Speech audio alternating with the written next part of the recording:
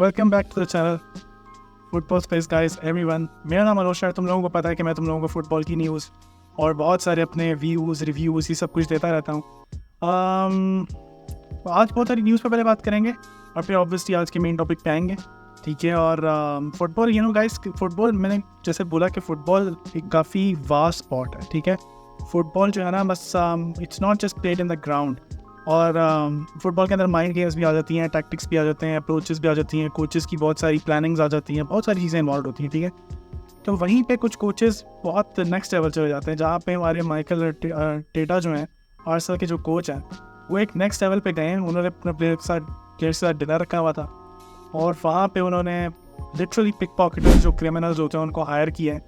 और during the lunch उन्होंने बहुत सारे प्लेयर्स के वॉलेट्स, कीज़ और फ़ोन्स वगैरह चुरा ली। और so the basic lesson was to for the players was to कि वो attention to detail पे focused रहें और हम हर टाइम attentive रहें। So अब ये किस तरह प्ले करेगा, ये is it a joke, is it a meme or something, और ये बहुत valuable lesson होगा, वो हम देखते हैं आर्सेनल के लिए। बट ऑब्वियसली आर्टेटा जो है वो ज़्यादा न्यूज़ में रहते हैं और मतलब ये कुछ अलग ही उन्होंने करके दिया है अपने प्लेयर्स को लेसन टीच करने के लिए। बातें आगे की न्यूज़ पे थॉट कि हम स्टार्ट करते हैं थोड़ा लाइटर साइड पे। चेल्सी जो है, चेल्सी काफ़ी गर्म रहती है ट्रांसफर मार्केट में, हम सब लोगों को पता है, ठीक है। और चेल्सी ने यहाँ पे एक और टीनेजर जो है वो साइन कर लिया है जिसका नाम है एरन एंसेल्मिनो, जो कि अर्जेंटीना का साउथ अमेरिकन टैलेंट है। और बोका जूनियर्स भी कराएंगे वो नेक्स्ट सीज़न पर चेल्सी में आएंगे। तो थैंक गॉड, क्योंकि चेल्सी तो मुझे लग रहा है कि कोई खेल रही है फीफा, और उन्होंने वो है ना, वो जब आप ट्रांसफर हो जाते हो ना आप प्लेयर्स को स्काउट करने के लिए, सेलेक्ट करने के लिए, तो वहाँ पे फ़िल्टर लगा के रखा है 18 to 24 का कि इसकी एज के अंदर जो प्लेयर है हमने बस वो खरीदना, उसके अलावा कोई ख़रीदना नहीं। सो दैट इज़ समथिंग कि मतलब जो चेल्सी वाले कर रहे हैं अभी किस तरह सक्सेसफुल होता है। और इतने ज़्यादा टीनेजर्स और इतने ज़्यादा यंग प्लेयर्स ला के आप कर सकते हो, ये तो हम देखेंगे। पर सो फार चेल्सी यही इसी प्लान पे ही लग रही है कि बस यंगस्टर्स लेते हैं उनको ग्रूम करो और उससे आगे बिल्ड करो उनके ऊपर। सो लेट्स सी कि वो बिल्ड कर पाते हैं एक्चुअली में या नहीं। बहुत अच्छा उनका ओपनिंग मैचेस नहीं रहे, रियल मैड्रिड से भी वो हार गए थे। इसी तरह चलते चलते और इन से पहले मैं अगर बात करता चलूँ AC मिलान वर्सेस बार्सिलोना की, जिसकी हमने बात वो नहीं की थी, उस पर भी बार्सिलोना अगर आप देखो शुरू के 15-20 मिनट में ही 15 मिनट में हम 2-0 डाउन हो गए थे। हाई प्रेसिंग और जब स्पीड मारते हैं अगेन ऑन द विंग्स तो हम लोग अगेन जो है हमारी हालत टाइट हो जाती है। वही हुआ उस मैच में भी। पर अच्छी चीज़ है कि हांसी फ्लिक कोई देखने को मिल गई होगी अगेन, उन्होंने रियलाइज़ किया होगा कि यार दिस इज़ अ प्रॉब्लम, ठीक है। और जो कि अपने बाद में रेक्टिफाई भी की सेकंड हाफ में। अगेन मार्कस आडो ने उसमें बहुत अच्छा परफॉर्म किया, बाद में बर्नाल भी आ गए थे। और Gundogan again he is trying a lot of things.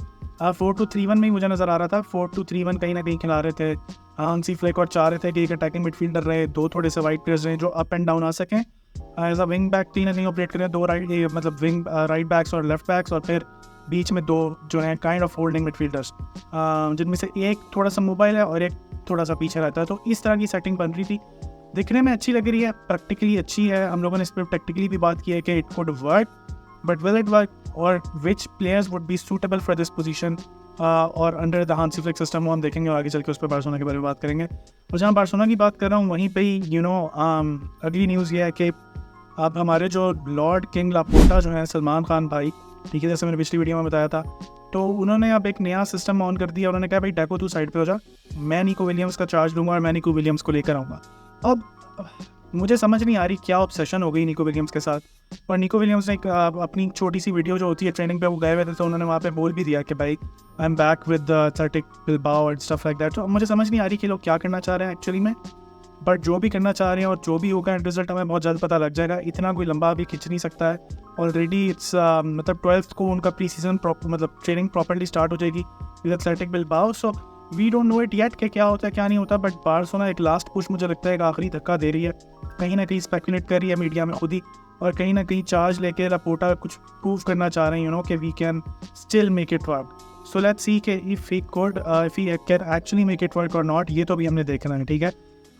उस बार्सिलोना से थोड़ा साइड लाइन होता है, मैनचेस्टर यूनाइटेड पे आता है, जिनकी अभी तक ट्रांसफर बहुत अच्छी जा रही है। वो अगेन चेस कर रहे हैं मैथिस डिलिक्ट को और मज़राई को। हमें पता है वो दोनों जो टारगेट्स हैं उन पे लगे हुए अभी भी, और एक पुश कर रहे हैं। वहीं पे रियल मैड्रिड थोड़ी सी सरप्राइजिंग आ रही है कि वो टॉटनहम हॉटस्पर की जो सेंटर बैक हैं क्रिस्टियन रोमेरो, जो अर्जेंटीनियन सेंटर बैक है, उनके लिए जा रहे हैं 50 मिलियन की कहीं ना कहीं खबरें आ रही हैं। मैन सिटी की बात करते हैं। मैन सिटी देखो, मैंने आपको बताया था कि जुलियन अल्वारेज जो है वो जा रहे हैं एटलेटिको मैड्रिड, और वो जा रहे हैं तकरीबन 95 के समहाउ। तो अब ये पैसा 75 तो फिक्स्ड है ना, 75 बिलियन तो आ रहे हैं मैन सिटी के पास, और कहीं ना कहीं मैन सिटी चाहेगी कि हम उनकी रिप्लेसमेंट लाएं। अब रिप्लेसमेंट मुझे ऐसा लगता है कि विंग्स पे तो उनके पास काफ़ी प्लेयर्स हैं, उनको अगर कोई रिप्लेसमेंट लानी चाहिए तो वो लानी चाहिए सेंट्रल एरिया में जो प्लेयर ऑपरेट करता हो वैसी। अब वो मार्केट में कौन है, कौन अवेलेबल अभी तक उसका हमें कुछ नहीं पता, बट सम हाउ जैसे मैन सिटी कहीं ना कहीं इंटरेस्टेड थे फॉर रॉड्रिगो, तो एक दोबारा से न्यूज़ आ रही है कि वो रॉड्रिगो के लिए जा रहे हैं। रियल मैड्रिड पहुंच जाते हैं या नहीं, और रॉड्रिगो एक्चुअली में जाना चाहेंगे रियल मैड्रिड से या नहीं, वो हमने अभी आगे देखना है। बट कहीं ना कहीं भी ये स्पेकुलेशन और न्यूज़ स्टार्ट हुई है, इसको मैं बहुत ज़्यादा अभी इसलिए नहीं दे रहा क्योंकि मुझे लगता नहीं है कि Rodrigo would be the perfect fit for Man City. Again Pep Guardiola को किसी भी सूरत में मैं वो डिस्काउंट नहीं करूँगा, वो किसी भी प्लेयर को किसी भी पोजीशन में खिला के एक्सेल करा सकते हैं। I have full faith in him, and if he is looking for Rodrigo तो that speaks volume about his quality. और लेकिन देखना पड़ेगा कि वो अभी रियल मैड्रिड के साथ चलते हैं या नहीं चलते हैं आगे चल के। अब समर ट्रांसफ़र विंडो भी बहुत ज़्यादा बड़ी तो है नहीं रह गई, और कहीं ना कहीं मुझे लगता है कि मैन सिटी एक या दो प्लेयर्स के और पीछे जाएगी to convince Real Madrid somehow to sell, क्योंकि रियल मैड्रिड हमें पता है कि अपने प्राइम प्लेयर्स को और इस तरह के प्लेयर्स को कभी भी सेल नहीं करता है, बेशक जितनी मर्जी वैल्यूएशन। और उन्होंने कहीं ना कहीं अपनी ट्रांसफर मार्केट जो है उन्होंने कहा था कि हमारे लिए क्लोज हो गई है, stuff like that. So let's see कि क्या होता है क्या नहीं होता, ठीक है। लिवरपूल की बात करते चले। लिवरपूल काफ़ी क्वाइट जा रही है। लिवरपूल की दो खबरें चल रही हैं। एक है साला को कहीं ना कहीं सऊदी अरबिया से ऑफ़र अगर आती है 100 मिलियन तक की तो वो सेल कर सकते हैं, और किएज़ा जो है किएज़ा आ सकते हैं लिवरपूल कहीं ना कहीं उनकी रिप्लेसमेंट में, या मे भी अगर वो स्टे भी करते हैं तो भी किएज़ा आ सकते हैं to work alongside him और at the right wing position, और फिर मे बी अगर नेक्स्ट समर सेल होता है तो किएज़ा परमानेंट हो जाए और साला अदर वे अराउंड चल रहा है। तो एक ये न्यूज़ है। दूसरी न्यूज़ बड़ी इंटरेस्टिंग है जो कि है वो ज़ूबी मंडी की। ज़ूबी मंडी के लिए लिवरपूल फुल जोर लगा रही है। अब इसमें कितनी सच्चाई है, क्या सीन है, हो पाती है ट्रांसफर नहीं हो पाती, मुझे थोड़ा सा मुश्किल लगता है, लेकिन क्योंकि ज़ूबी मंडी काफ़ी सेटल्ड है रियल सोसिएडाड में, और अब लिवरपूल अगैन कितनी अच्छी ऑफ़र दे सकती है, कितना अच्छा प्लान दे सकती है। अब नया कोच है तो काफ़ी सारा रिस्क इन्वॉल्व है ज़ूबी मंडी का, और मुझे लगता नहीं कि ज़ूबी मंडी ऐसा प्लेयर है या ऐसा पर्सन है जो बहुत ज़्यादा रिस्क लेता है। अगर ऐसी बात होती तो बार्सिलोना में आ जाता है, किसी और क्लब में चले जाते। सो वो स्टे कर रहे हैं रियल सोसिएडाड में, और रियल सोसिएडाड मिकेल मेरिनो की खबर आ रही है काफ़ी ज़्यादा आर्सेनल के साथ। तो ऑलरेडी रियल सोसिएडाड के पास इतना मुझे नहीं लगता कि टाइम है या इतने ज़्यादा वो प्लेयर्स बेच के फिर उनको आप किस से रिप्लेस करोगे। मार्केट में आपके पास बहुत ज़्यादा काम करने को हो जाएगा अब शॉर्ट स्पेस ऑफ विंडो में, ठीक है। तो मुझे लगता नहीं है कि ऐसा होगा, पर लेट्स सी कि चलता है नहीं चलता। अगेन थोड़ी सी खबरें आ रही थी गुंडोगान की, और वो काफ़ी क्लियर हो गई हैं कि गुंडोगान जो है वो इस्तांबुल चले गए भाई। वो वहाँ पे एज एन उनको छुट्टियाँ मिली थी तो टर्की जा सकते हैं। वो is a basically Turkey German national, तो वो टर्की अपनी फैमिली के साथ गए थे। But then again lot of speculation was कि वो बिक रहे नहीं, और उनके ट्रस्ट आए और उन्होंने क्लियर किया कि भाई Gundogan will stay this season as FC Barcelona. और मैंने आपको पहले भी कहा था कि इस सीज़न तो वो कंफर्म बार्सिलोना में स्टे कर रहे हैं। अगर कोई बिक सकता है बाय द तो वो हो सकता है फ्रैंकी डी जॉन्ग, जैसे हमने पहले बात की। और मैन यूनाइटेड जो है मैनचेस्टर यूनाइटेड अगेन खबरों में रहती है, और वो बहुत एक अच्छी पुश मार रहे हैं फ्रैंकी डी जॉन्ग के लिए। कहीं ना कहीं दे नो कि he is injured but there in the talks. उन्हें पता है कि भाई ठीक है प्लेयर रिकवर कर जाएगा, और वो पिछले सीज़न भी काफ़ी इंटरेस्टेड थे, पर फ्रैंकी ने टर्न डाउन कर दिया था कम्प्लीटली। ये season things are little different. Frenkie de Jong को पता है कि ही इज़ वो एक क्या उसे कहते हैं कि बिल्कुल एक एज में अभी, ठीक है, बिल्कुल एच में, क्योंकि बार्सिलोना ऑलरेडी बहुत क्राउडेड है उस एरिया में। उनको भी टाइम लाइक कितना मिलता है, प्ले टाइम नहीं मिलता। हांसी फ्लिक उनको खिलाना पसंद करते हैं, नहीं करते। ऑप्शंस बहुत ज़्यादा है, प्ले टाइम तो बहुत कम रहने वाला है फ्रैंकी डी जॉन्ग का, दैट्स फॉर श्योर।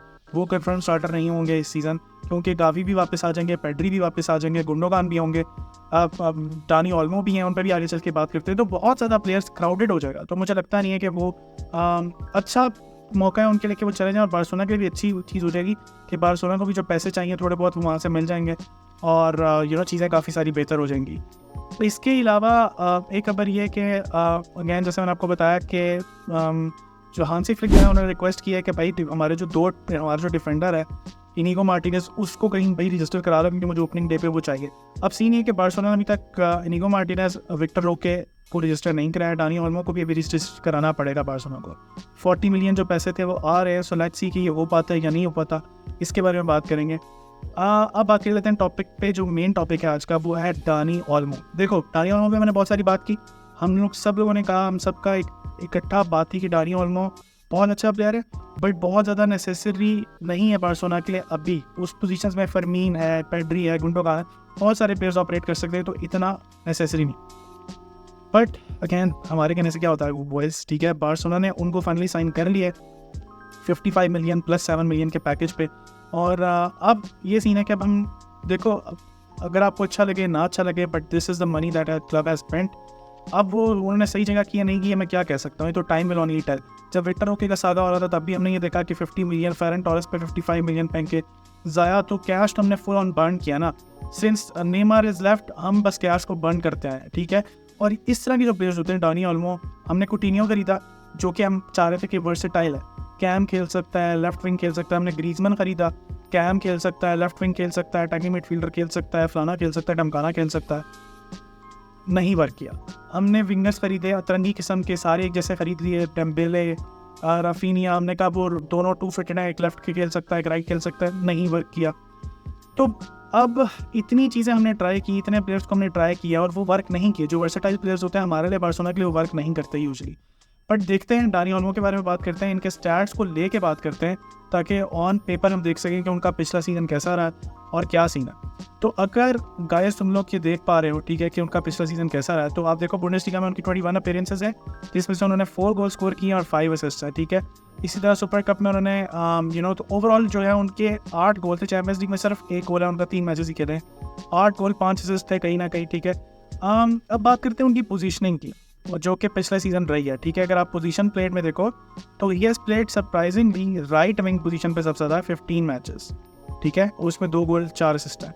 जब उन्होंने लेफ्ट विंगर खेला तो उन्होंने आउटडन किए अपने नंबर्स। लास्ट सीजन की तरफ अभी बात कर रहा हूँ, अभी ओवरऑल स्टैट्स पे आता हूँ, तो 6 अपीयरेंसेस में 5 गोल्स 1 असिस्ट रही है उनकी। अटैकिंग मिडफील्डर में उन्होंने सिर्फ 1 मैच खेला, ठीक है, सरप्राइजिंगली, जो कि मुझे हम सबको लग रहा था कि उन्होंने अटैकिंग मिडफील्डर खेलना चाहिए। अब हम बात करते हैं उनके यूरो 2024 के बारे में, ठीक है, कि उनका यूरो कैसा रहा। अगर आप यूरो देखो तो पहले मैच में उन्होंने लेफ्ट विंगर पे स्टार्ट किया, ठीक है, उसके बाद he was on the bench. Italy वाले मैच में, अल्बानिया वाले मैच में वो आए, ठीक है, और उन्होंने खेला एज एन अटैकिंग मिडफील्डर और 1 असिस्ट निकाल के दी। उसके बाद उनका असल यूरो स्टार्ट होता है जब पेड्री इंजर्ड हो जाते हैं प्रॉपर्ली, और round of 16, quarter final, semifinal और फाइनल मैचेस हैं। इन 4-5 मैचेस में he started as attacking midfielder position पे उन्होंने खेला। सब में 3 मैचों में उन्होंने बैक टू बैक स्कोर किया, except the final he scored in the round of 16 against Georgia, ठीक है। ये game scored and assisted Germany, जो कि उनका मतलब बहुत जिसमें स्टार बन गए वो एक प्लेयर, मतलब बहुत एक्सीलेंट मैच खेला था उन्होंने, no doubt about it. Semifinal against France बहुत अच्छा खेला, गोल स्कोर किया था प्रॉपर्ली। तो ये उनकी यूरो की पोजीशनिंग रही, एज अटैकिंग मिडफील्डर ज़्यादातर वो खेले, ठीक है। हम बुंडेसलीगा में आ जाते हैं, जो उनकी जर्मन लीग में परफॉर्मेंस थी वो क्या थी, ठीक है। अगर आप देखो तो उन्होंने पहले 3 match as a left winger start किए और पहले दोनों मैचेस में गोल किया और तीसरे मैच में असिस्ट की। तो 2 assist, 1 assist 2 goal in the opening 3 matches. Then he got injured, knee injury हुई उन्हें, ठीक है, और उन्होंने कुछ मैचेस मिस किए, फिर वो वापस आए, ठीक है। उन्होंने सिर्फ 10 मिनट खेले थे। उन्होंने जो ये 9th मैच खेला एज एन अटैकिंग मिडफील्डर खेला, 7 मिनट सिर्फ खेले थे उन्होंने, ठीक है, ज़्यादा मिनट्स नहीं खेले। सो उसके बाद he got again injured, joint dislocation हुई, उन्होंने फिर बहुत सारे मैचेस जो मिस किए। उसके बाद वापस आते हैं फ्रैंकफर्ट वाले मैच में, जहाँ वो 22 मिनट खेलते हैं एज अ लेफ्ट विंगर, फिर वो राइट विंगर खेलते हैं, फिर उसके अगले मैच में लेफ्ट विंगर खेलते हैं। इन तीनों मैचेस में बाय द वे उनकी टीम जो है वो एंड अप करती है ऑन द लूजिंग साइड। फिर वो आ जाते हैं राइट विंगर पोजीशन में एकदम से अगले 5 मैच, बल्कि ज़्यादा मैच, 8 मैच आप कह लो, बल्कि ज़्यादा मैच, तकरीबन रेस्ट ऑफ द सीजन वो इज़ अ राइट विंगर खेलते हैं, ठीक है, जिसमें कभी वो असिस्ट करते हैं, कभी गोल करते हैं, कभी कुछ भी नहीं करते, और फिर देन अगेन उनके मस्कुलर प्रॉब्लम्स हो जाते हैं। इसी तरह चैंपियंस लीग में अगर हम देखें तो 2 मैचेस उन्होंने मिस किए नी इंजरी से, 1 मैच खेला, ठीक है, और उसके बाद फिर वो उनका डिसलोकेशन हो गई थी जो जॉइंट की, उसकी वजह से वो 3 मैच नहीं खेल पाए। फिर जब वो आए तो फिर उन्होंने 2 मैचेस में एज अ राइट विंगर खेला और कोई उनका एज सच कोई स्टार्ट और कोई वो गोल नहीं। Last season was actually a miss for him to be very honest, लेकिन उन्होंने कहा अपना थोड़ा सीन ऑन कर दिया, वो कर दिया अगैन आपकी यूरो से, वरना आप उनके स्टार्ट देखो और जिस तरह से इंजरी प्रोन हो रहे हैं और जितने इंजर्ड रहे हैं, मुझे समझ नहीं आ रही कि अगेन बार्सिलोना में बहुत सारे प्लेयर्स की ऑलरेडी इंजरी प्रॉब्लम है, तो आप क्यों उनको इस तरह से मतलब क्या करना चाह रहे हो, क्यों फोर्स कर रहे हो कि नहीं हमने तो फोर्स करना ही करना है तुम्हें, वी डोंट केयर, ठीक है, आप आओ, आप आके हमें इन पोजीशंस पे खेल के दो। अब कहीं ना कहीं I can understand in stars को देखते हुए कि वो right wing, left wing, attacking midfield तीनों पोजीशन पे खेलते रहे, तो अगेन बार्सिलोना के माइंड में यही होगा कि हम उनको तीनों पोजीशन में यूटिलाइज कर सकते हैं। पर मेरा अभी भी मानना यही है कि उनकी बेस्ट पोजीशन अटैकिंग मिडफील्डर है। उसको बैक करने के लिए मैं आपको दिखाता हूँ उनकी ये ओवरऑल स्टैट जो पोजीशन प्लेड में है उनके अब तक के। अब आप देखो ओवरऑल उनके जो कैरियर के स्टैट्स है उनमें सबसे ज़्यादा उन्होंने अटैकिंग मिडफील्ड की पोजीशन खेली, 131 गेम्स खेली हैं, जिसमें से 34 गोल्स 31 असिस्ट्स हैं। उसके बाद अगर उनकी कोई अच्छी पोजीशन है वो no doubt is a left winger position, तो वो या तो एएम खेल सकता है या लेफ्ट से इन्वर्ट करे अगेन एएम पे, तो वहाँ अच्छा खेल सकता है। और मुझे लगता है यही रीज़न है कि बार्सिलोना ने उनके लिए बहुत ज़्यादा पुश किया है। और अब वो निको विलियम्स के लिए पुश कर रहे हैं। अगर निको विलियम्स आ जाते हैं तो वो वाइड स्पेसेस को कैरी कर सकते हैं और मिड स्पेसेस को अगेन डानी ऑल्मो कवर कर लेंगे, तो एक बहुत अच्छा मिक्स बन सकता है। It makes perfect sense for me. मैं इस चीज़ को वो नहीं कह रहा कि सेंस नहीं बनाती या बिल्कुल स्टुपिडिटी है, बट दैन अगैन अगर आप वो नहीं ला पाते निको विलियम्स और कहीं ना कहीं इनको लेफ्ट विंग पे खेलना पड़ जाएगा पूरा सीज़न, या रफीनिया और ये खेलेंगे मोस्ट प्रॉब्ली पर, ठीक है, लेफ्ट पे रफीनिया और फिर ये बीच में ये, तो it can work. But again उनकी इंजरी और प्रॉब्लम्स और ये सब अगर रहते हैं तो वी डोंट नो कि क्या होता है क्या नहीं होता, ठीक है। सो अगेन लेफ्ट विंगर पे उन्होंने 43 मैचेस खेले हैं, 14 goals 15 assist, not bad. Right wing पे उन्होंने 42 गेम्स खेले हैं, जस्ट 6 गोल्स एंड 13 असिस्ट। सो मुझे लगता नहीं कि वो बहुत ज़्यादा राइट पोजीशन पे खेलने वाले, क्योंकि वहाँ पे लमीन यमाल और अदर ऑप्शन हैं हमारे पास, ठीक है, फेरन टोरेस हैं, बहुत सारे प्लेयर्स हैं जो उस पोजीशन पे ऑलरेडी हैं। सो ये उनका कहीं ना कहीं सीन बन रहा है जो मुझे लग रहा है दिखने में कि वो इस तरह खेलेंगे, ठीक है। अब देख लेते हैं डानी ऑल्मो के जो ऑब्वियसली जो ओवरऑल जो नंबर्स हैं उनमें क्या सीन है। अब आप देखो कि उनका जो ओवरऑल कैरियर रहा है, ठीक है, उसमें उन्होंने 107 गेम्स खेले हैं in the German league, 17 goal किए हैं, 24 असिस्ट किए हैं। Not bad, I would say not bad at all. लेकिन the point being is again मैंने उनको आपको बहुत दफ़ा समझाया कि उनकी पासिंग रेंज, उनके असिस्ट अगर आप देखो तो वो आते हैं गेम सेंट्रल स्पेसेस से सबसे ज़्यादा अच्छे। यूरोस में भी आप देख लो तो वो अगेन अटैकिंग मिडफील्डर में बूम किए हैं ना स्पेन की साइड पे। और क्यों किए हैं?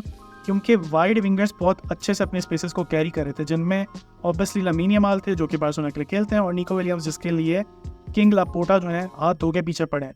अब अगर ये दोनों आ पाते हैं और या हमारे पास वाइड विंगर्स रहते हैं और बीच की पोजीशंस में खेलने के लिए उनके पास एक अच्छा एक अच्छी स्पेस बनती है जहाँ पर उनको प्लेयर्स कॉम्प्लीमेंट करें। लेवेंडोव्स्की भी हमें पता है पीछे थोड़ा सा आते हैं सपोर्ट के लिए, सो फिर it can work obviously like magic. But let's see अब उनका जो ओपनिंग मैच है कहीं ना कहीं वो बार्सिलोना का वर्सेस जो मोनाको आ रहा है जो मैच मोनाको के साथ, वो वाला उनका ओपनिंग मैच होगा। तो हम देखते हैं कि क्या सीन है। उनका जो डेब्यू है वो उसी मैच में हमें लग रहा है कि वो करेंगे, ठीक है। सो लेट्स सी कि वो उसमें कैसा खेलते हैं, क्या सीन्स हैं। पर एक चीज़ जो मैं चाहूँगा वो ये कि वो आएँ और आते साथ परफॉर्म करें, और मतलब के बहुत अच्छे जिस तरह जो उन्होंने स्पेन के लिए कर रहे थे वही से कंटिन्यू करें, और यहाँ पे आए अपना एक प्रेशर प्लेयर के ऊपर से हट जाता है, एक स्पेशली जो नई साइनिंग आती है। और अभी क्योंकि वो बहुत ज़्यादा फ़ैन फेवरेट अभी इस मोमेंट पे नहीं है, लोगों को पसंद है, पर बहुत सारे लोग यही कह रहे हैं, जो कि मेरी भी ओपिनियन थी कि उनके में बहुत ज़्यादा ज़रूरत नहीं थी। वो पैसा हम किसी और अच्छी पोजीशन डीएम के लिए या लेफ्ट विंगर के लिए लगा सकते थे, बट अब तो हो गया। सो लेट्स सी कि वो आके ऑफ द मार्क होते हैं। प्लेयर्स को, फैंस को बहुत जल्दी अपनी साइड पे करने के लिए उनको गोल्स असिस्ट ये निकालनी पड़ेंगी। और अगर इस तरह का प्ले मेकिंग और ये हमने उनसे देख लिया शुरू के 8-10 मैचों में, तो I think fans would be on his side definitely, and I would be too. Obviously we support FC Barcelona at the end of the day. So let's see कि वो किस तरह की परफॉर्मेंसेस निकालते हैं, लेट्स सी आगे matches कैसे रहते हैं। तुम लोगों को ये वीडियोस कैसी लग रही है तो ये मुझे बताते जाओ, और अगर इस तरह की और वीडियोस चाहते हो तो फिर भाई साहब तुम लोगों को सब्सक्राइब करना पड़ेगा, मेरे चैनल पर रुकना पड़ेगा, आके ट्यून इन करना पड़ेगा, वीडियोस को देखना पड़ेगा, लाइक करना पड़ेगा, कमेंट करना पड़ेगा, ठीक है। ये सब करो और फिर मिलता हूँ तुमसे अगली वीडियो में। उम्मीद करता हूँ कि तुम लोग तब तक अपना ख्याल रखोगे। See you next in the next video. तब तक के लिए मैं चलता हूँ, मुझे ज़्यादा दो। टेक केयर, हस्ता ला विस्ता, बाय बाय।